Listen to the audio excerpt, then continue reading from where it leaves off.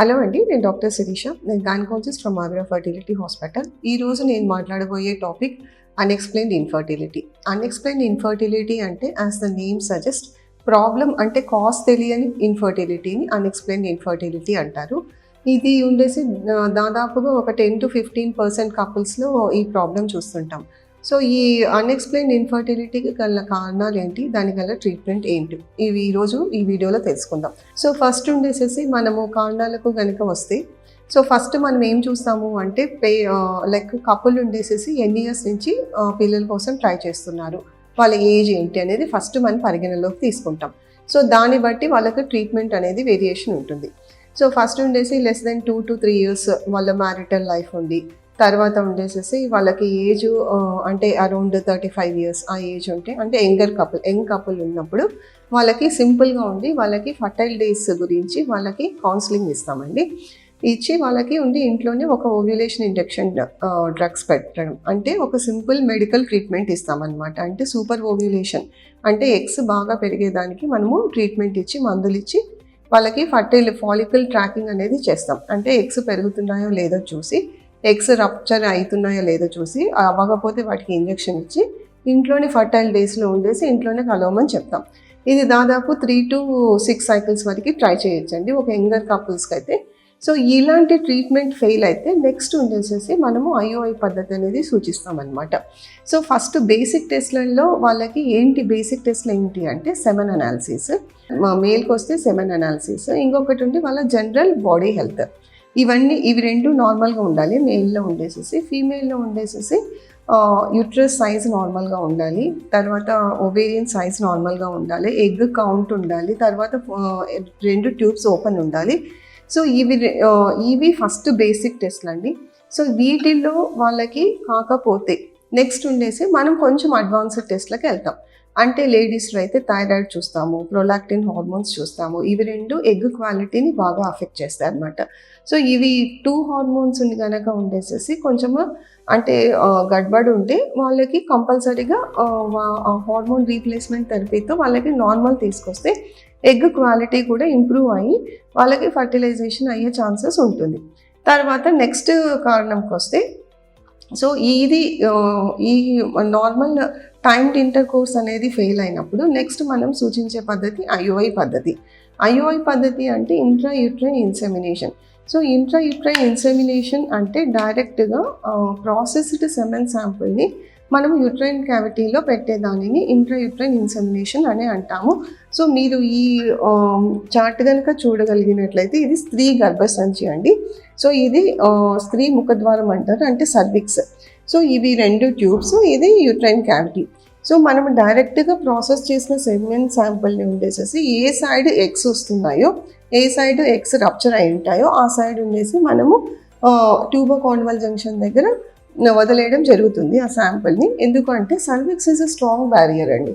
చాలామందికి ఉండేసేసి cervical factor can be the cause for the infertility అనమాట. అంటే సో వాళ్ళ ఆ సర్విక్స్లో ఉండి థిక్ మ్యూకస్ సెక్రీట్ అవ్వడము, సర్విక్స్ ఉండేసేసి యాంటీస్పర్మ్ యాంటీబాడీస్ ప్రొడ్యూస్ చేయడము. సో ఒక స్పర్మ్ని అది లోపలికి అలౌ చేయకపోవడం వల్ల ఉండేసేసి మనకి స్పర్మ్ అవైలబిలిటీ లేక వాళ్ళు ఇన్ఫర్టిలిటీ ఇష్యూతో బాధపడుతూ ఉంటారనమాట. సో అట్లాంటి వాళ్ళకి IUI అనేది బ్యూటిఫుల్గా వర్క్ అవుతుందండి.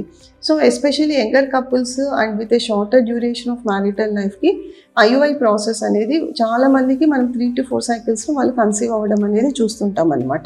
సో ఒకవేళ వాళ్ళు 3 to 4 cyclesలో కూడా కన్సీవ్ అవ్వలేదు, సో అలాంటప్పుడు ఉండేసి మనము నెక్స్ట్ పద్ధతికి వెళ్తామన్నమాట. ఇంకొక పద్ధతి ఏంటి అంటే IVF పద్ధతి. సో IVF పద్ధతి అంటే ఎగ్స్ అనేటివి బయటికి తీస్తాము. సో సూపర్ ఓవ్యులేషన్ చేస్తాం. అరౌండ్ 10 to 12 eggs ఉండేసేసి మనము ఒక 10 to 12 days ఇంజెక్షన్స్ ఇచ్చి వాళ్ళకి మంచిగా ఒక 12-14 eggs ఉండేసి మనం మంచిగా పెంచి అవి బయటికి తీసి ఆ ఎగ్ క్వాలిటీని అసెస్ చేస్తాం. తర్వాత అలాగే స్పర్మ్స్ని కూడా మనము ప్రాసెస్డ్ ఆ స్పర్మ్తో ఉండి సింగిల్ స్పర్మ్తో మనము పెట్రీ డిష్లో వదిలేస్తాం అనమాట. సో అయిన ఎంబ్రియోస్, మంచి ఎంబ్రియోస్ నెక్స్ట్ సైకిల్లో అనమాట ఫ్రోజన్ ఎంబ్రియో ట్రాన్స్ఫర్ కానీ ఫ్రెష్ ఎంబ్రియో ట్రాన్స్ఫర్లో కానీ యూట్రైన్ క్యావిటీలోకి ప్లేస్ చేయడం జరుగుతుంది. సో ఇది కూడా 1 to 2 cycles ఫెయిల్ అయిన పిమ్మట మనము diagnostic histo laparoscopy and proceed అనే ఒక చిన్న టెస్ట్ చేయడం జరుగుతుంది. సో ఇందులో ఏంటి అంటే హిస్ట్రోస్కోపీలో మనము మెయిన్గా ఉండి యూట్రైన్ క్యావిటీ ఎలా ఉంది అంటే యూట్రైన్ క్యావిటీ కొంతమందికి సర్విక్స్ స్టీనోసిస్ అనేది ఉంటుందన్నమాట. ఈ సర్వైకో యూట్రైన్ జంక్షన్లో ఒక స్పింక్టర్ లాంటిది ఉంటుందండి సర్విక్స్లో. అది కొంతమందిలో చాలా టైట్గా ఉంటుంది. సో అలాంటిది మనం సర్వైకల్ స్టీనోసిస్ ఉన్న వాళ్ళలో సర్విక్స్ అనేది కొద్దిగా లూజ్ చేయడం జరుగుతుంది. అలాగే యూట్రైన్ క్యావిటీ అనేది ఎలా ఉంది అనేది చూడడం జరుగుతుంది. సో యూట్రైన్ క్యావిటీ ఇది నార్మల్ యూట్రైన్ క్యావిటీ అంటే ఒక ఇన్వర్టెడ్ ట్రయాంగిల్ షేప్ ఉండాలి. కొంతమందిలో ట్యూబులర్ యూట్రైన్ క్యావిటీ ఉండడము, గర్భసంచిలో అతుకులు ఉండడము, సో ట్యూబో కాన్వల్ జంక్షన్ దగ్గర ఉండేసేసి సబ్మ్యూకోజల్ పాలిప్స్ ఉండడము, సబ్మ్యూకోజల్ ఫైబ్రాయిడ్స్ ఉండడము. సో ఇలాంటివి ఉండడం వల్ల ఉండేసి అవి స్పర్మ్ని పోనీకుండా అడ్డుపడ్డము, లేకపోతే పోయినా కానీ ఎంబ్రియో ఇంప్లాంటేషన్కి అడ్డుపడ్డము, ఇలాంటివి జరుగుతున్నప్పుడు మనము అవి తీసేస్తాం. సో ఈ హిస్టోస్కోపీలో చూసి అది ఎక్కడైనా ప్రాబ్లం ఉంటే అక్కడే మనము క్లియర్ చేస్తాం అనమాట. సో ఇంకొకటి ఫండస్ అనేది కూడా చూస్తామండి. కొంతమంది ఫండస్లో ఉండేసేసి ముల్లెరియన్ అబ్నార్మాలిటీస్లో హార్ట్ ఫస్ట్ మోస్ట్ కామన్ ఉండేసేసి ఆక్యువేట్ యూట్రస్ అని చెప్తాము. అంటే అందులో ఫండస్ ఇలా ఉండదండి, కొంచెం హార్ట్ షేప్లో ఉంటుంది.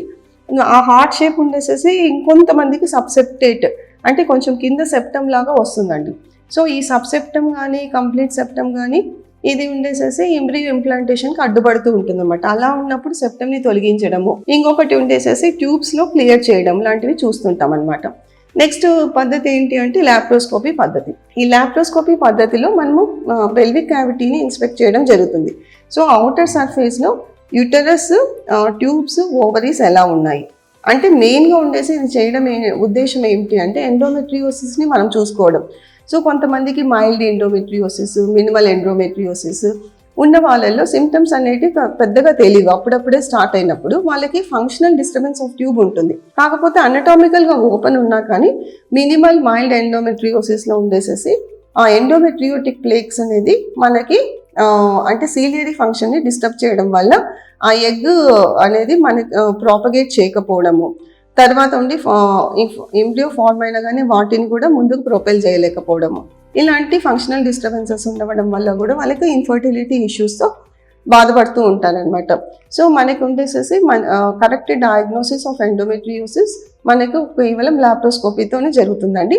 కరెక్ట్ గ్రేడింగ్ కూడా జరుగుతుంది అనమాట. Whether it can be mild, minimal, కొంతమందికి మోడరేట్, సివియర్ ఉన్నా కానీ పెద్దగా సిమ్టమ్స్ ఉండకపోవచ్చు. సో అలాంటివి ఏమైనా ఉంటే మనం చూసుకొని దానిని క్లియర్ చేస్తామన్నమాట. ప్లేక్స్ని తీసేయడము, ఇంకా ఏమైనా పెల్విక్ క్యావిటీలో ఆడిషన్స్ ఉన్నా కానీ, పీఓడీలో ఆడిషన్స్ ఉన్నా కానీ వాటిని క్లియర్ చేయడము, ఇంకా ఏమైనా సిస్ట్లు ఉన్నా కానీ వాటిని క్లియర్ చేయడము. ఇంకా ఉండి కొంతమందిలో పిఐడి ప్రాబ్లం కూడా ఉంటుందండి. పిఐడి అంటే గర్భసంచి వాపు. సో గర్భసంచి వాపు ఉన్న వాళ్ళల్లో ఉండేసి ట్యూబ్స్ కూడా గ్రేడ్ 4 అట్లా హైడ్రోసాల్పింగ్స్ అలా ఉన్న వాళ్ళల్లోనే మనకి స్కానింగ్లో కనిపిస్తాయి. మామూలుగా గ్రేడ్ 1, గ్రేడ్ 2 హైడ్రోసాల్పింగ్స్ ఉన్న వాళ్ళలో చాలా మటుకి మనకు స్కానింగ్లో కనిపించవు. అలాంటప్పుడు కనుక గర్భసంచి వాపు ఉంటే ఈ ట్యూబ్స్ అనేటివి క్లిప్ చేయడం, అంటే ట్యూబ్స్ ఫంక్షన్ స్టాప్ చేయడం వల్ల మనకి ఇందులో నీరు ఉండేసేసి మనం ఎంబ్రియో ప్లేస్ చేసినప్పుడు గర్భసంచిలో అవి డిస్టర్బ్ చేయకుండా ఉంటాయి. సో ఇలాంటివి మనము గుర్తించి మనము అక్కడక్కడే దానికి ట్రీట్మెంట్ కూడా చేయడం జరుగుతుంది లాప్రోస్కోపీ పద్ధతిలో.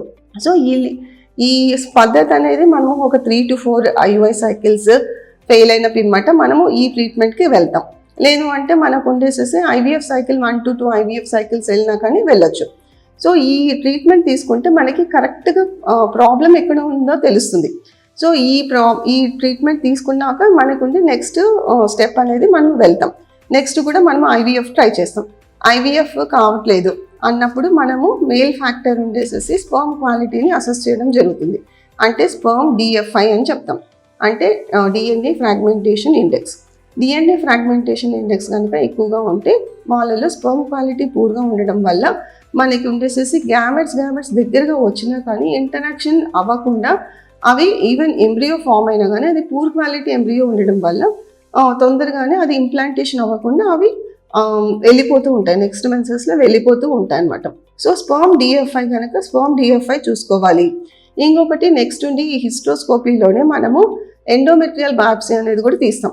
ఎండోమెట్రియల్ బయాప్సీ ఎందుకు తీస్తాము అంటే మనం ఉండేసి ఫస్ట్ ఉండి హార్మోనల్ స్టేటస్ చూడడానికి చూస్తాం అనమాట. అంటే ప్రొజెస్ట్రాన్ హార్మోన్ అనేది వాళ్ళలో అడెక్వేట్గా సెక్రీట్ అవుతుందా, సో డే ఆఫ్ సైకిల్కి హార్మోనల్ స్టేటస్కి మ్యాచ్ అవుతుందా అనేది కూడా మనం ఒక రఫ్ ఐడియా వస్తుంది.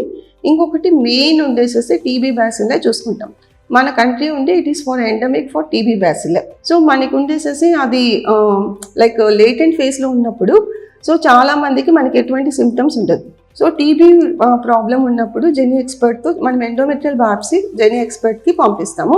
సో టీబీ కనుక బ్యాసిల్లే కనుక గుర్తింపబడినట్లయితే వాళ్ళకి కంప్లీట్లీ డిఫరెంట్ ట్రీట్మెంట్ ఉంటుందండి. దానికి ఏటీటీ ట్రీట్మెంట్ అని చెప్తాం, అంటే యాంటీ ట్యూబర్క్యులర్ ట్రీట్మెంట్. అది వాళ్ళ ఇంటెన్సిటీ బట్టి వాళ్ళకి డ్యూరేషన్ అనేది మనం డిసైడ్ చేయడం జరుగుతుంది. సో ఇది ఒక పద్ధతి అండి. ఒకసారి స్పర్మ్ డిఎఫ్ఐ కనుక రేస్డ్ ఉంది, లేదు నార్మల్ ఉంది అనుకుందాం, కానీ స్టిల్ ఉండేసి వాళ్ళు కన్సీవ్ అవ్వట్లేదు. నెక్స్ట్ చేసే పద్ధతి ఏంటి, మనము అడ్వాన్స్డ్ స్పర్మ్ ఫంక్షన్ టెస్ట్కి వెళ్తాం అనమాట. అంటే మ్యాక్స్, మైక్రోఫ్లూయిడిక్స్ ఇలాంటి మెథడ్స్లో ఉండి మనము బెస్ట్ స్పర్మ్ అనేది మనం సెలెక్ట్ చేసుకోవడం జరుగుతుంది. సో ఒకసారి మనము ఇలాంటి పద్ధతుల ద్వారా స్పర్మ్ సెలెక్ట్ చేసుకున్న స్పర్మ్ని మనము ఇక్సీ పద్ధతి కానీ ఐవీఎఫ్ పద్ధతి ద్వారా కానీ మనకి ఫర్టిలైజేషన్ చేసి మళ్ళీ ఉండేసి మనము ఎంబ్రియో ట్రాన్స్ఫర్ ద్వారా మనము ఈ సైకిల్ని ప్రొసీడ్ చేస్తామండి. సో ఇలాంటి సైకిల్స్ కూడా సక్సెస్ అవ్వనప్పుడు then we have to think for egg ageing ఉందా, ఊసైడ్ డిఫెక్ట్స్ ఉన్నాయా, అంటే మెచ్యురేషన్ డిఫెక్ట్స్ ఉన్నాయా, క్రోమోజోమల్ అబ్నార్మాలిటీస్ ఉన్నాయా, ఇవన్నీ మనం కన్సిడర్ చేయాలి. So the last option will be the egg donor or sperm donor or any third party reproduction అని చెప్తాం. సో మనకి కంపల్సరీగా మనకి ఏంటి అంటే ఖచ్చితంగా ఈ ప్రాబ్లమ్కి సొల్యూషన్ ఉందండి, ఇది మనం గుర్తుపెట్టుకోవాలన్నమాట. సో ఫస్ట్ ఏంటి, చాలామంది ఉండేసి మనకు అన్నీ బాగున్నాయి అవ్వట్లేదు అని నిరాశ చెందకూడదు. మనకి దానికి ఫర్దర్గా ఉండేసేసి ఒకసారి అవ్వకపోతే ఫర్దర్ టెస్ట్లు ఉన్నాయని గుర్తించుకోవాలి. మీరు ఒక ప్రాపర్ ఫర్టిలిటీ స్పెషలిస్ట్ దగ్గరికి వెళ్తే మీ ప్రాబ్లం ఏంటో కరెక్ట్గా గుర్తించి దానిని సాల్వ్ చేయడం వల్ల మీ ప్రాబ్లం కూడా సాల్వ్ అవుతుందండి. థ్యాంక్ యూ అండి.